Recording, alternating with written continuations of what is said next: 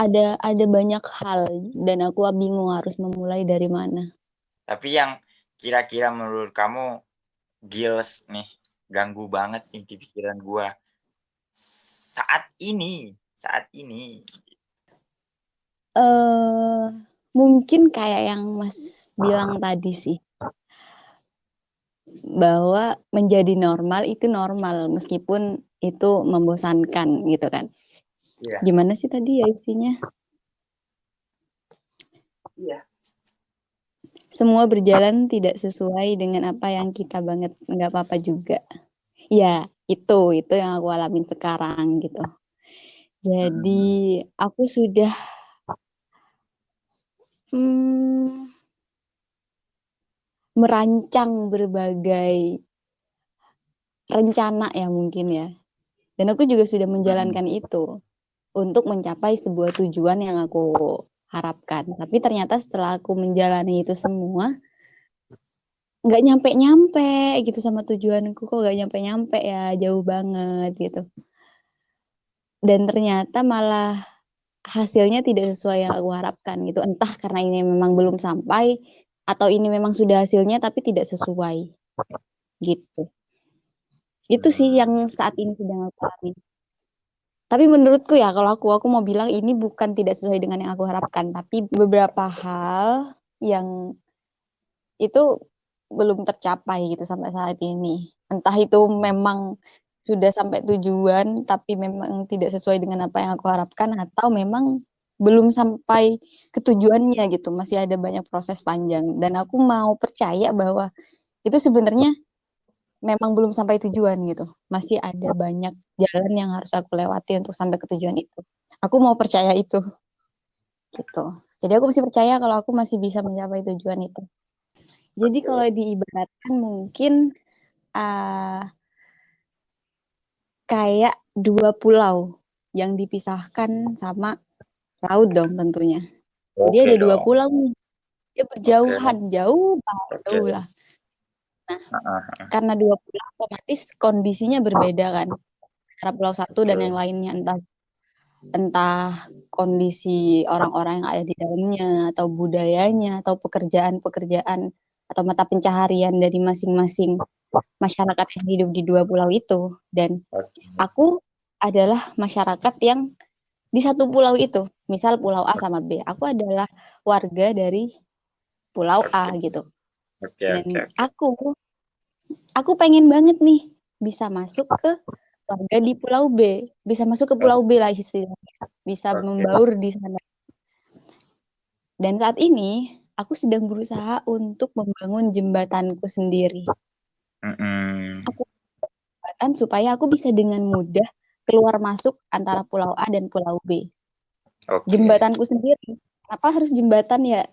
Karena kalau misal aku harus perahu kan rada ribet gitu. Jadi aku pengennya Oke. jembatan. Jadi biar ya karena jembatan pribadi aku bisa leluasa gitu tanpa harus mikir yang lain.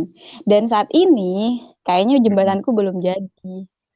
Oke. Tapi Oke. pulaunya, pulau B sudah mulai terlihat Oke. gitu. Menarik sih, menarik, menarik sih. Eh, aku sebelum menanggapi itu semua gitu kan, aku dulu ada sebuah cerita, Mbak. Ini Mhm. menarik untuk dijadiin sharing juga gitu kan. Selain kamu sharing, aku juga mau sharing. Cuma Mhm. mungkin ini relate eh, dengan apa ya, kondisi kamu meskipun tidak straight to the point terus ada di kondisi kamu. Ya, mungkin ini ada di awal kondisi kamu atau entah nanti efeknya ada di ujung kondisi kamu saat ini gitu kan. Kalau aku Mhm. coba ngebayanginnya begitulah gitu kan. Nah, ceritanya gini, Mbak. Ketika pertama kali aku ke ini pertama kalinya aku cerita ke orang lewat virtual, maksudnya lewat medium, medium yang bisa direkam dan mungkin nanti bisa di-share gitu kan. Sebelumnya mungkin aku Mhm. hanya cerita kepada orang-orang tertentu gitu kan. Cuma ini menarik Mhm. untuk di-sharingkan gitu. Nah, suatu ketika aku antara perpindahan aku ya dari kan aku dulu sempat lama tinggal di Banyuwangi ya kan Kemudian aku Mm-mm. tinggal setelah itu aku diminta untuk tinggal di Jakarta, gitu kan. Kondisinya saat itu Mm-mm. sebenarnya aku nggak mau pindah itu, nggak mau pindah karena aku udah nyaman di Banyuwangi, aku udah tahu alamnya Banyuwangi kayak gimana gitu, dan aku banyak belajar banyak hal lah di Banyuwangi, dan aku memiliki banyak teman-teman yang banyak memberikan pengalaman-pengalaman baik buat aku gitu. Tapi karena orang tua selalu mengatakan untuk anak, apalagi pendidikan anak gitu kan, aku nggak mau membeda-bedakan, maka ini ada kesempatan kamu harus ke Jakarta, ada orang yang konon katanya mau mengkuliahkan kamu, mau bantu kehidupan kamu di sana gitu kan, asal kamu bisa bantu-bantu di sana gitu. Eh, oke, aku berpikir gitu. Ya udah, akhirnya karena itu permintaan orang tua, akhirnya aku pergilah ke Jakarta, singkat cerita begitu. Ternyata ketika sampai di Jakarta gitu kan, aku udah coba dalam waktu 1 bulan bantu-bantuin si orang yang ngebawa aku ini. Ternyata setelah 1 bulan eh, tidak tidak sesuai dari apa yang diinginkan dan ekspektasi yang ada di kepalaku begitu. Maksudnya aku sampai ke Jakarta kuliah, kemudian bla bla bla bla bla bla gitu. Kemudian di situ muncullah pertanyaan gitu di diri aku gitu kan. Apakah pilihan yang aku ambil ini salah atau benar begitu. Kayak kemudian muncul menjadi pertanyaan inti di dalam diri aku gitu kan. Aku nanya, apakah eh, yang aku pilih di awal ini apakah benar pilihan hatiku atau memang eh, sesuai dengan isi kepalaku saja gitu kan. Karena aku sempat baca ketika waktu itu adalah bahwa ketika kamu memilih sesuatu dengan hatimu, maka kamu tidak akan pernah menyesal dan tidak akan pernah eh, apa ya, merasa pilihan itu salah gitu. Karena pilihan itu muncul dari hati gitu. Hanya aku bertanya gitu. Sebenarnya pilihan itu bisa dikategorikan menjadi pilihan yang disebut dari hati itu kayak gimana gitu kan. Nah, di situ aku muncullah kegalauan-kegalauanku gitu kan, dalam kondisi sesuatu hal itu tidak sesuai ekspektasiku saat itu. Bahkan aku memilih kayaknya gue harus balik deh ke Banyuwangi gitu kan. Bahkan aku sampai menghubungi orang-orang terdekatku bahwa gimana nih, gue balik gak nih? Karena kondisinya saat ini kayak gini gitu. Dan orang-orang banyak dominan yang mengatakan udah balik aja. Seandainya aku memutuskan besoknya balik, bisa balik, aku balik tuh. Tuh.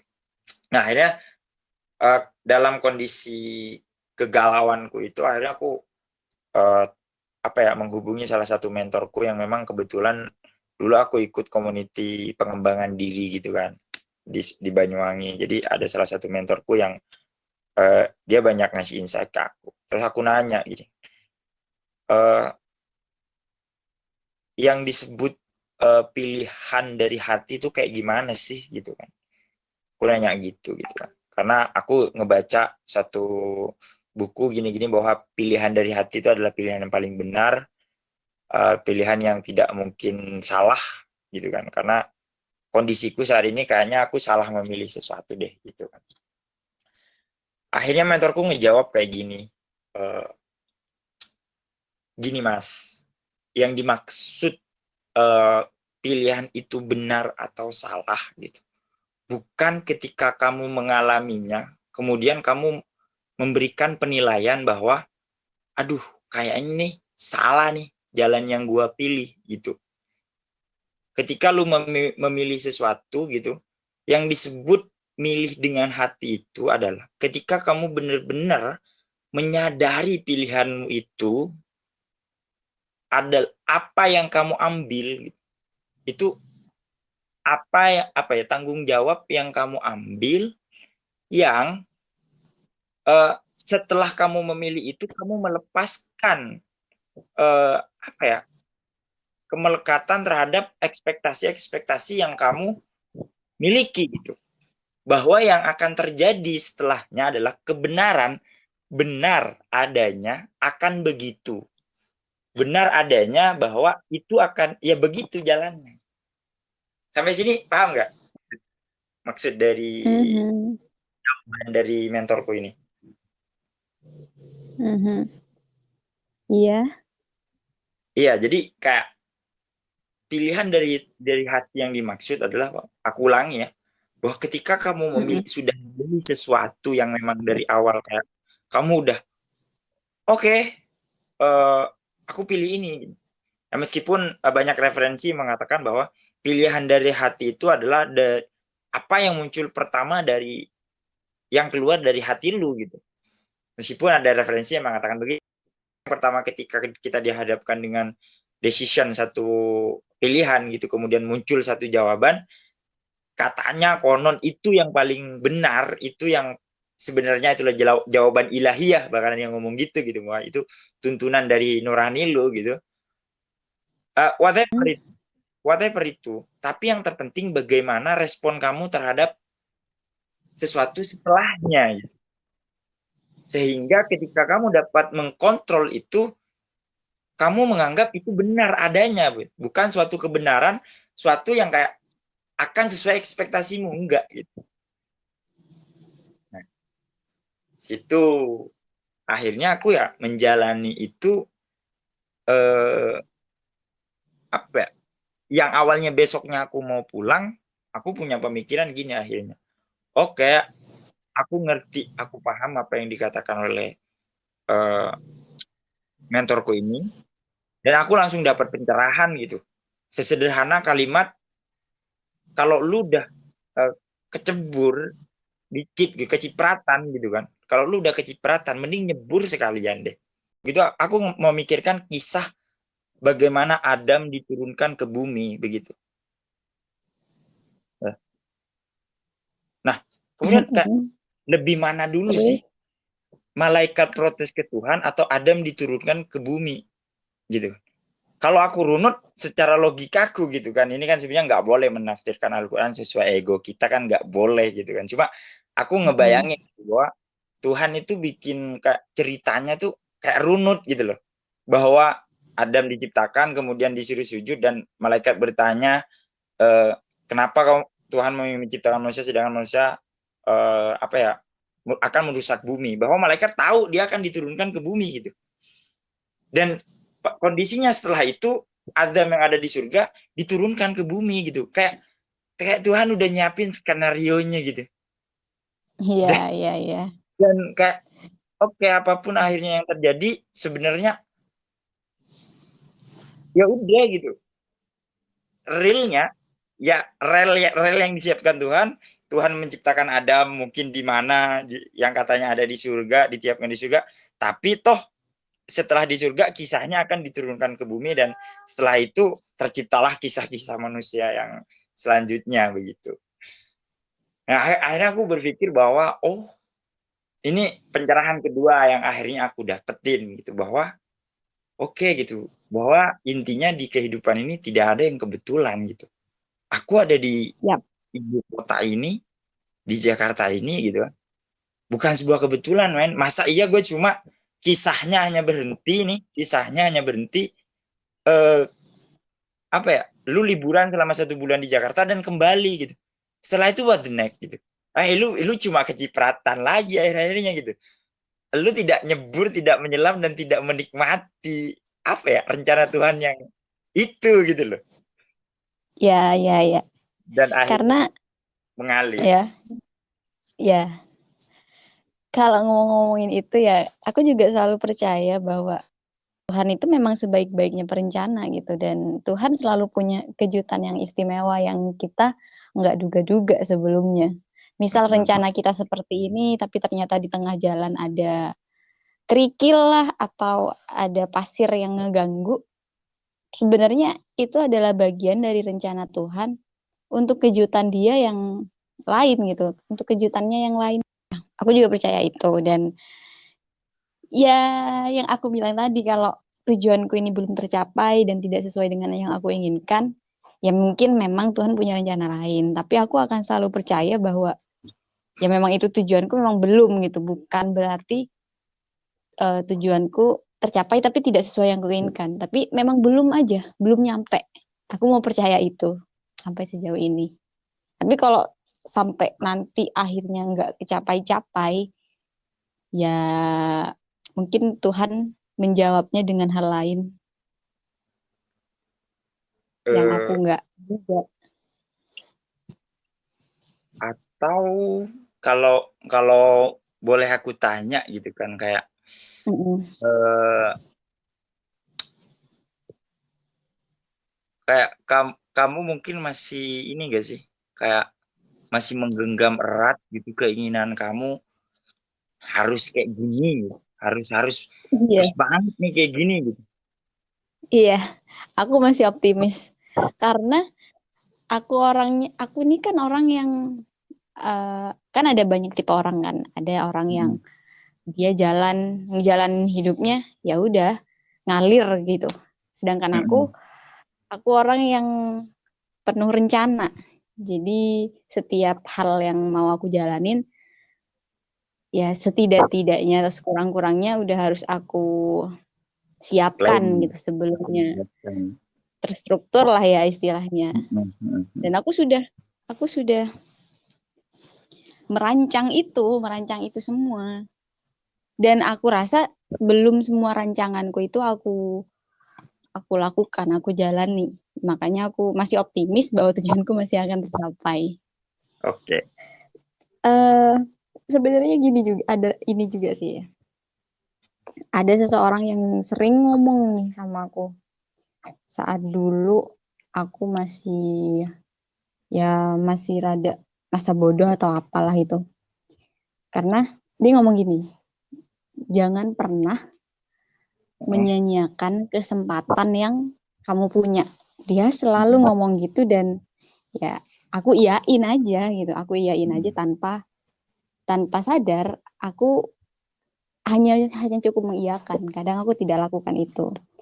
Dan aku menyadari itu setelah sekian lama dia ngomong itu akhirnya ada masa di mana wah, kenapa aku tidak melakukan ini dari dulu sih? Dia udah ngomong kayak gini tuh udah lama gitu loh. Dan akhirnya ya dari saat aku sadar itu, aku selalu tuh tiap kali ada kesempatan selalu aku ambil gimana pun keadaanku. Tapi nah, setelah setelah saat dimana aku selalu selalu mengambil kesempatan yang ada, tiba-tiba kawan temenku ini ngomong gini juga sama aku. Sampai sebegitunya. Jadi aku jadi merasa serba salah gitu loh. Kamu sampai sebegitunya, apa sih sebenarnya yang kamu benar-benar pengen dan apa sih yang kamu dapat dengan hal yang kamu lakukan ini gitu. Jadi dulu saat aku merasa aku kayak diem aja tidak mengambil banyak kesempatan, dia bilang, "Ya kamu harus mengambil setiap kesempatan yang kamu punya. Kesempatan itu kan gak datang berkali-kali gitu. Jadi aku harus mm, ambil." Nah, saat aku mengambil itu terus-menerus, dia malah mm. balik bertanya bahwa kamu ngapain sih sampai sebegitunya gitu. Karena mungkin karena aku sampai sebegitunya banget memang ya. Sampai Iya. sebegitunya. Apa sih sebenarnya yang kamu dapat dari itu? Coba kamu pikirin lagi, apa emang ini bener-bener yang kamu pengen apa enggak gitu. Oke, jadi ya, yang bisa aku dapat ya dari yang dia omongin mungkin Mm, ya kamu memang perlu mengambil kesempatan itu, tapi lihat mm, kapasitasmu, kamu kayak gimana, apakah memang kamu perlu untuk melakukan itu, mengambil itu sampai sebegitunya gitu. mm, Sebegitunya mm. banget Iya sih. gitu. Karena Itu memang untuk mencapai sederhananya tujuan itu yang tadi. betul gitu kan. Kayak berlebihan itu nggak baik lah gitu. Iya, tapi ada yang bilang loh, ada yang bilang berlebihan itu baik katanya bilang nih. Waktu kemarin nih sempat ngobrol terus dibilang, berlebihan tuh nggak baik. Enggak loh, nggak semua berlebihan itu nggak baik. Ilmu Contohnya, contohnya katanya gitu. Oh oh iya, gitu. Nggak gitu juga katanya. sih. Kok makanya kalau ilmunya kebanyakan, kalau dia nggak bisa kontrol, Gila katanya. Ada orang bilang gila. iya, Bisa kelewat ya kan, tuh. Atau ya kan, bahkan teori kebanyakan apa? kebanyakan ilmu cuma nggak ketemu salurannya. percuma juga, hilang-hilang juga ilmunya gitu. Bisa jadi kalau dia kebanyakan ilmu terus teorinya dia banyak banget tuh, Iya, dia baca banyak buku dan lain sebagainya. Bisa iya, jadi malah dia kebingungan sendiri kebingungan sendiri. atau Bisa jadi, ya, makanya konsep Rasulullah itu kan ya lagi-lagi karena background aku juga ini ya, ada agamis-agamisnya dikit gitu ya dan pernah oh dengar gitu. gitu ya. Meskipun contohnya ya kan kemakan gitulah. Ya kan Heeh. makan setelah setelah apa ya berhenti setelah kenyang, makan setelah lapar kan begitu. Itu kan suatu analogi yang sebenarnya masuk ke segala hal. Meskipun analoginya apa ya bahasa secara tekstualnya kemakan gitu loh. Tapi kalau kita selami gitu, mungkin maknanya secara filosofis kemana-mana kan gitu loh. Kayak Iya sih. kesempatan gitu loh. Ambil kesempatan membutuhkan. Ketika memang sudah tidak membutuhkan, jangan ambil kesempatan-kesempatan itu gitu. Berhenti setelah kenyang gitu loh. Sebelum. Iya sebelum kenyang gitu. Sebelum lu Iya, biar nggak ini. Dan ini juga sih apa ya? Ini juga apa kemampuan kita untuk mengukur eh, kemana tujuan kita dan apa yang harus kita lakuin itu penting kayak semacam ini sih ngedirect ngedirect kita ke tujuan kita itu skill tersendiri di kehidupan kita. Lu harus punya skillnya dalam kehidupan kita. Tapi kan di kehidupan ini nggak semudah kita buka map, tentukan tujuan, kita posisinya ada di mana, terus kita jalan gitu kan nggak semudah itu kan. Mm-mm. Biar Benar. kita nggak kesempatan yang itu tidak ada hubungannya dengan kita gitu. Kita udah take direction nih, posisi positioning kita saat ini ada di sini, tujuan kita ke situ. Nah, sepanjang perjalanan itu kan banyak opportunity yang bakal nyamperin ke kita gitu. Harusnya kemampuan kita untuk making decision nih, oh ini nggak gua ambil, ini gua ambil, ini gua ambil, tapi presentasinya sekian sekian, itu menurutku scale of life tersendiri untuk kita itu. Iya. Oke. Oke, oke. Sudah mulai ada beberapa yang masuk ke otak. Tidak. Iya, iya karena aku sempat baca di bukunya Mbak Alamanda Shantika itu. Kamu kayaknya harus baca itu juga deh. Cari-cari di Heeh, gitu. internet kalau ada kesempatan. Judulnya The Purpose. The Purpose. Heeh. Bukunya Apa Alamanda apa katanya? Shantika. Ngebahas Ya, apa? aku lupa kata-katanya, cuma kurang lebih pembahasannya adalah bagaimana eh, kita itu ngelakuin sesuatu itu karena have a meaning yang memang bikin kita itu ngerasa fulfill banget. Maksudnya fulfill tuh kayak ketika kita ngelakuin itu, hidup kita kayak ada isinya gitu. Kayak nggak sia-sia gue hidup di kehidupan ini gitu.